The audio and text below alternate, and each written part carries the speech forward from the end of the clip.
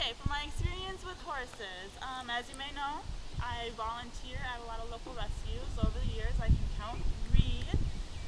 With volunteering, I usually just help out with the horses, feed them, groom them, take guests out on trail rides, and if the owners are gone, I will maintain and oversee all daily chores of that. Before I start explaining the 3 basic tasks, does the audience have any questions for me? Okay, good. Okay, the first piece of tech we'll be looking at today is this piece of equipment. Can anyone in the audience tell me what this is and its function? You don't know? No? She's not going to participate. She's not going to participate? Okay, this is a bridle.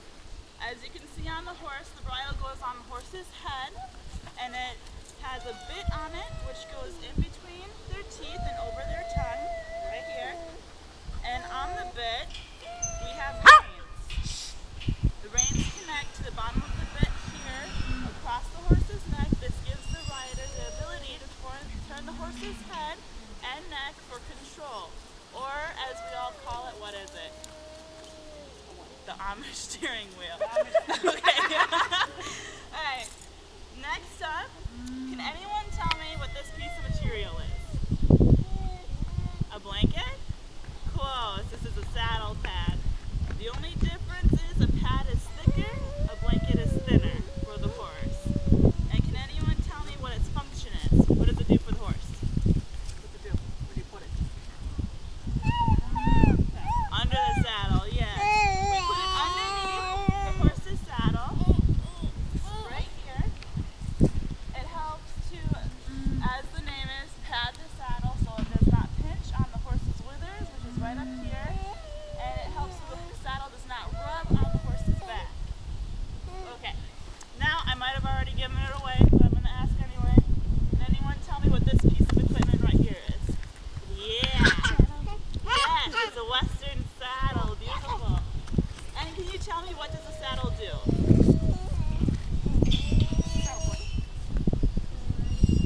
Yeah, for riders to ride, yes.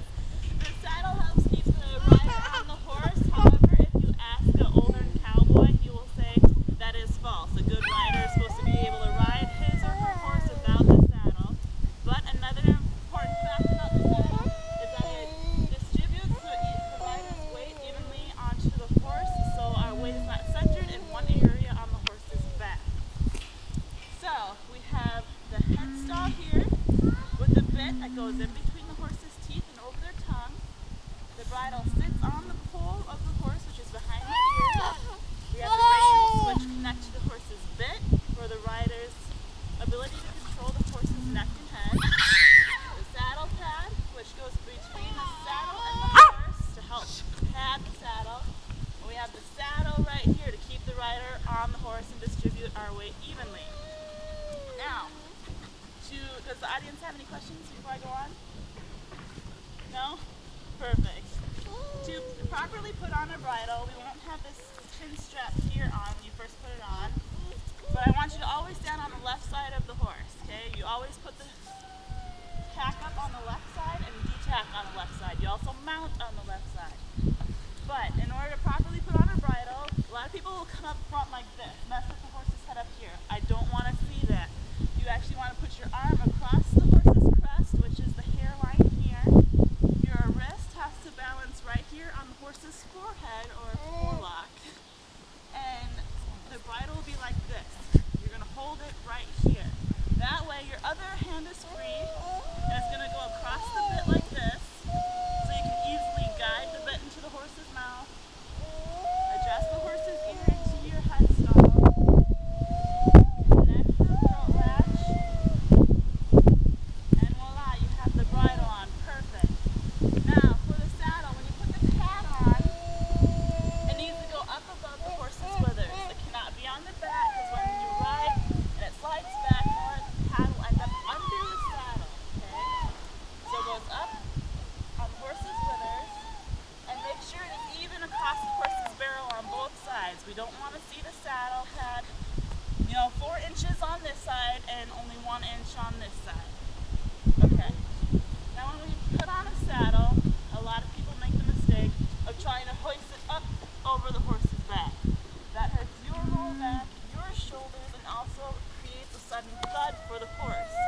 What I would love to see is you have it hold the saddle like this, and you're going to swing it up and set it down. It's going to go over the horse's butt to set it down. Now you don't want to actually touch the horse's butt with the saddle, but you just want to guide it on.